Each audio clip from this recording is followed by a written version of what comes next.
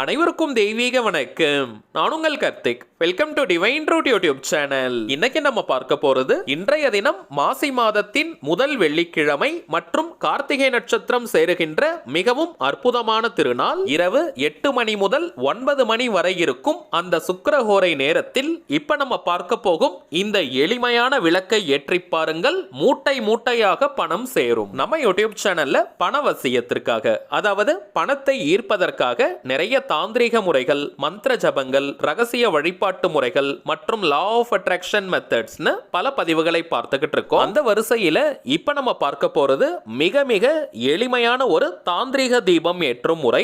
நம்ம சேனலை ரெகுலரா பார்க்கறவங்களுக்கு தெரியும், நம்ம அப்லோட் பண்ணக்கூடிய நிறைய பணவசிய முறைகளை வெள்ளிக்கிழமை, அமாவாசை, பௌர்ணமி மற்றும் 3ஆம் பிறை வரக்கூடிய நாட்களில் செய்வதுதான் வழக்கம். அதன் அடிப்படையில் இன்றைய தினம் மாசி மாதத்தின் வளர்ப்பிறை முதல் வெள்ளிக்கிழமை மற்றும் முருகப்பெருமானுக்கு உரிய கார்த்திகை நட்சத்திரமும் சேருகின்ற நாள். நாளும் கோளும் செய்வதைப் போல நல்லவர்கள் கூட செய்ய மாட்டாங்கன்றது பழமொழி. அப்படிப்பட்ட இந்த அற்புதமான நாளில் இந்த எளிமையான விளக்கை மறக்காமல் நீங்க ஏத்தி பாருங்க.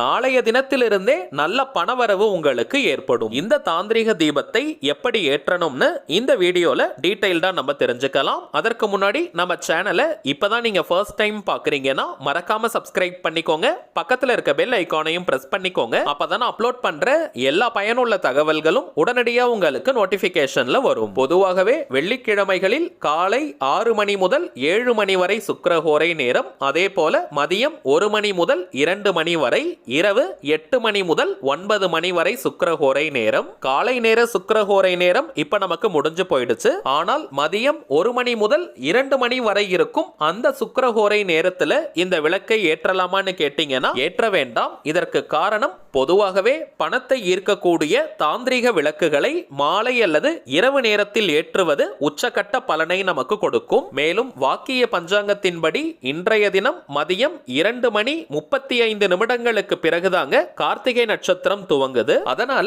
இன்றைய தினம் இரவு 8 மணி முதல் 9 மணி வரை இருக்கும் அந்த சுக்கிரஹோரை நேரத்தில் இந்த தீபத்தை ஏற்றுவது தாங்க சிறப்பான பலன்களை நமக்கு கொடுக்கும். தவிர்க்கவே முடியாத காரணத்தினால இந்த நேரத்தில் விளக்கேற்ற முடியாதவங்க இன்றைய தினம், அதாவது பிப்ரவரி 16 வெள்ளிக்கிழமை மாலை 5 மணி முதல் இரவு 9 மணி வரை இருக்கும் இந்த இடைப்பட்ட நேரத்தில் எப்ப வேணாலும் நீங்க விளக்கேற்றலாம். ஆண்கள் பெண்கள் யார் வேணாலும் இந்த தாந்திரிக தீபத்தை ஏற்றலாம். இந்த விளக்கேற்ற போறவங்க கட்டாயமாக நீங்க குளிச்சிருக்கணும். தலைக்கு குளிக்கணும்ன்ற அவசியம் இல்லைங்க, நார்மலா நீங்க குளித்தாலே போதும். பெண்கள் தீட்டு நேரமாக இருந்தால் இந்த விளக்கேற்றுவதை நீங்க தவிர்த்திடுங்க.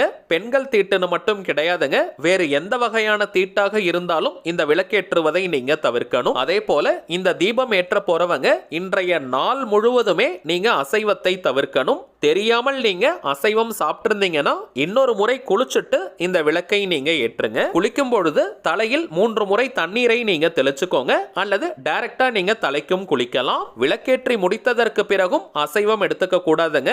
இன்றைய ஒரு நாள் முழுவதுமாக அசைவத்தை தவிர்க்கணும். குறிப்பாக இந்த விளக்கை யாரெல்லாம் ஏற்றலாம்னு பார்த்தோம்னா, கழுத்தை நெரிக்கும் அளவிற்கு கடன் பிரச்சனையில இருக்கிறவங்க, அடகு வைத்த நகைகள் மற்றும் சொத்துக்களை மீட்க முடியாம தவிக்கிறவங்க, அவசர தேவைக்காக பணத்திற்கு ட்ரை பண்ணிக்கிட்டு இருக்கிறவங்க மற்றும் குடும்பத்தை ரன் பண்றதுக்கே பணத்தட்டுப்பாடை ஃபேஸ் பண்றவங்கன்னு பணம் தொடர்பான எந்த விதமான பிரச்சனைகளாக இருந்தாலும் சரி இந்த எளிமையான தாந்திரிக தீபத்தை நீங்க ஏற்றலாம். உடனடியாக பலன்கள் கிடைக்கும். கடனாக நீங்க கொடுத்த பணம் அல்லது நகையை திரும்ப பெற முடியாம இருக்கிறவங்களும் இந்த விளக்கை நீங்க ஏற்றலாம். இதை தாண்டி நம்ம சேனல்ல நிறைய பேர் நீங்க பொதுவாக சொல்லக்கூடிய ஒரு விஷயம், பணவரவு ஓரளவிற்கு இருந்தாலும் கூட எதிர்பாராத நிறைய செலவுகள் வந்துகிட்டே இருக்கு. அடிக்கடி மருத்துவ செலவுகள், அனாவசிய வீண் செலவுகள்னு பணம் தங்கவே மாட்டேங்குதுன்னு நீங்க நிறைய பேர் சொல்லியிருக்கீங்க. அப்படிப்பட்டவங்க மறக்காமல் இன்றைய சுக்கிரஹோரை நேரத்தில், அதாவது இரவு 8 மணி முதல் 9 மணி வரை இருக்கும் அந்த இடைப்பட்ட நேரத்தில் இந்த விளக்கை நீங்க ஏற்றி பாருங்க. பணவரவில் இருக்கக்கூடிய அத்தனை விதமான தடைகளும் விலகி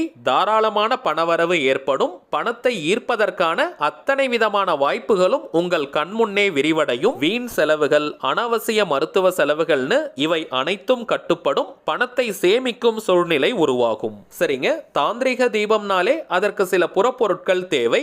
இந்த மெத்தடுக்கு நமக்கு தேவைப்படும் பிரதானமான ஒரு பொருள் 2 வெற்றிலை. கிழியாத, ஓட்டைகள் இல்லாத நல்ல வெத்தலையா பார்த்து எடுத்துக்கோங்க. வெற்றிலையோட காம்புகளை கிள்ளக்கூடாது. கூடாதுங்க, அப்படியே இருக்கட்டும். வீட்ல ஆல்ரெடி நீங்க சுவாமிக்கு படைத்த வெத்தலை வச்சிருந்தீங்கன்னா அதை யூஸ் பண்ண கூடாதுங்க. தாம்பூலத்திற்காக பயன்படுத்திய வெற்றிலையை நம்ம யூஸ் பண்ண கூடாதுங்க. இப்ப நம்ம டிஸ்பிளேல தெரிவதை போல 2 வெத்தலையும் ஒன்றன் மேல் ஒன்றாக நீங்க வச்சிருங்க. இப்ப இந்த 2 வெத்தலைகளையும் ஒரு சின்ன தட்டு அல்லது கிண்ணத்துல நீங்க வைக்கணும். பிளாஸ்டிக் மற்றும் கண்ணாடி தட்டுகளை பயன்படுத்த கூடாதுங்க. நீங்க பூஜைக்காக பயன்படுத்தக்கூடிய பித்தளை, செம்பு, ஐம்பொன் போன்ற தட்டுக்கள் வச்சிருந்தீங்கன்னா அதை நீங்க யூஸ் பண்ணிக்கலாம். அல்லது நார்மல் எவர் சில்வர் தட்டுக்கள் இருந்தா அதையும் நீங்க யூஸ் பண்ணிக்கலாம். அடுத்ததாக 2 அகல் விளக்குகள் நமக்கு தேவை. அகல் விளக்குகளை நல்லா சுத்தமா வாஷ் பண்ணி எடுத்துக்கோங்க. 3 இடங்களில் மஞ்சள் குங்கும பொட்டு நீங்க வச்சுக்கணும். ஆல்ரெடி பணவசிய தாந்திரிகம் அல்லது கார்த்திகை தீபத்திற்காக நீங்க பயன்படுத்தின அகல் விளக்கு இருந்தால் அதையே நீங்க யூஸ் பண்ணிக்கலாம். அப்படி இல்லைன்னா புதியதாக 2 அகல் விளக்குகளை வாங்கிக்கோங்க. நான் ஒரு டெமோக்காக காட்டியிருக்கிறதுனால மஞ்சள் குங்கும பொட்டு வைக்கலங்க. நீங்க அகல் விளக்கிற்கு வழக்கம் போல மஞ்சள் குங்கும பொட்டு வச்சுக்கணும். பூஜை அறையில இந்த விளக்கை கிழக்கு திசை நோக்கி ஈஸ்ட் டைரக்ஷனை ஃபேஸ் பண்ண மாதிரி நம்ம ஏற்றணும். பொதுவாக பூஜை அறையில் இருக்கக்கூடிய விளக்கை நம்ம கிழக்கு முகமாகத்தான் ஏற்றுவோம். அதே போலதாங்க இந்த விளக்கையும் நம்ம ஏற்றணும். தனி பூஜை அறையெல்லாம் இருக்கணும்னு கிடையாதுங்க. வீட்டுல சுவாமி படங்களை நீங்க எங்க வச்சிருப்பீங்களோ அந்த இடத்துல இந்த விளக்கை நீங்க ஏற்றுங்க. பணவசியத்திற்காக இந்த தீபத்தை ஏற்றுவதனால மேக்சிமம் நீங்க நெய் தீபம் ஏற்றுங்க. நெய் ஊத்தி தான் இந்த விளக்கை நம்ம ஏற்றணும். நெய் இல்லாத பட்சத்துல நல்லெண்ணெய் விட்டு இந்த விளக்கை ஏற்றுங்க. இப்ப மார்க்கெட்ல ஐக்கூட்டு எண்ணெய் எல்லாம் கிடைக்குதுங்க. 5 வகையான எண்ணெய்களின் கலவை எல்லாம் விற்கிறாங்க. அதையெல்லாம் யூஸ் பண்ண கூடாதுங்க. நெய் விளக்கு நம்ம ஏற்றணும். அப்படி இல்லைன்னா வெறும் நல்லெண்ணெய் ஊற்றி தீபத்தை நீங்க ஏத்துங்க. நார்மல் பஞ்சு திரி அல்லது நூல் திரியை நீங்க பயன்படுத்திக்கோங்க. 2 விளக்கிற்கும் பக்கத்துல ஒரு புஷ்பத்தை நீங்க வச்சிருங்க. எந்த வகையான மலர்களை வேணாலும் நீங்க வைக்கலாம். 2 மலர்களை நீங்க வச்சிருங்க. இந்த விளக்கிற்கு கட்டாயமாக ஒரு இனிப்பு பொருளை நெய்வேத்தியமாக வைக்கணும். பாலில் சர்க்கரை கலந்து நீங்க வைக்கலாம். அப்படி இல்லைன்னா உலர் திராட்சை, கல்கண்டு, வாழைப்பழம்னு எந்த ஒரு இனிப்பு பொருட்களை வேணாலும் நீங்க வைக்கலாம். வெத்தலையை நீங்க எந்த டைரக்ஷன்ல வேணாலும் வைக்கலாம். விளக்கேற்றுவது தாங்க கிழக்கு முகமாக இருக்கணும். இப்ப விளக்கேத்தி நெய்வேத்தியம் வைத்ததற்கு பிறகு மகாலட்சுமி தாயாரையும் முருகப்பெருமானையும் மனதார நீங்க பிரார்த்தனை செஞ்சுக்கோங்க. பணம் வசியமாகணும், பணம் வசியமாகணும், பணம் சேரணும், பணம் குவியணும்னு ஒரு 2 நிமிஷம் நீங்க பிரார்த்தனையை செஞ்சுக்கோங்க. அதற்கு பிறகு ஒரு அரை மணி நேரம் விளக்கு எரியட்டும். தானாக விளக்கு குளிர்ந்தாலும் பரவாயில்ல, அல்லது ஒரு புஷ்பத்தை கொண்டு அரை மணி நேரத்திற்கு பிறகு நீங்க விளக்கை குளிர்விக்கலாம். நெய்வேத்தியமாக வைத்த பொருளை நீங்களும் சாப்பிடலாம், வெளியாட்களுக்கும் நீங்க கொடுக்கலாம். இன்றைய தினம் அந்த விளக்கை நீங்க கலைக்க வேண்டாம். அதாவது அந்த வெத்தலை விளக்கு அப்படியே இருக்கட்டும். விளக்கை நீங்க அரை மணி நேரத்திற்கு பிறகு குளிர வைக்கலாம். ஆனால் அந்த அகல் விளக்கை நீங்க எடுக்க வேண்டாம். நாளைய தினம் அதாவது சனிக்கிழமை அன்னைக்கு சாயங்காலம் 6 மணிக்குள்ளாக அந்த விளக்கை நீங்க வாஷ் பண்ணி வச்சிருங்க. 2 வெத்தலைகளை நீங்க கால்படாத இடமாக பார்த்து போட்டுருங்க. செடிகள், புதர்கள் போன்ற இடங்கள்ல போடலாம். அல்லது ஏரிகள், கிணறு, குளங்கள், ஆறு, கடல் போன்ற நீர்நிலையிலும் நீங்க போடலாம். வீட்டு பக்கத்துல கோவில்கள் இருந்தால் அங்க இருக்கக்கூடிய மரத்திற்கு கீழேயும் இந்த வெத்தலையை நீங்க போடலாம். இப்ப நம்ம பார்த்ததை போல கரெக்டா இந்த தீபத்தை நீங்க ஏத்தி பாருங்க.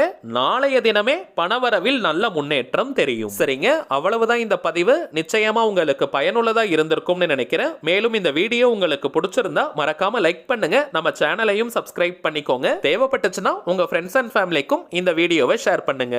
அடுத்ததா இன்னொரு முக்கியமான தலைப்போட நான் உங்களை சந்திக்கிறேன். என்றும் அன்புடன் கார்த்திக். நன்றி.